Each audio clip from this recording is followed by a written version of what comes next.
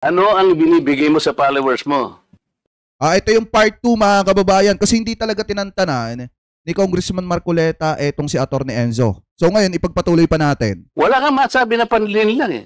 Ang sinasabi mo ngayon, opinion eh. I want him to apologize, Mr. Chair. Kung abogado ka talaga. Sorry, Mr. Chair, I won't apologize. Opinion ko yun. Mr. Chair, I move that he be cited for contempt. Sige, you're raising your hand, Attorney Ricky. Last, then we'll proceed with the Congressman Plato. Yes, Mr. Chair, salamat. Last na po ito.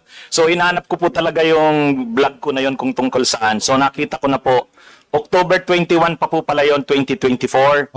May post. So, ibig sabihin, hindi tungkol sa rally yun.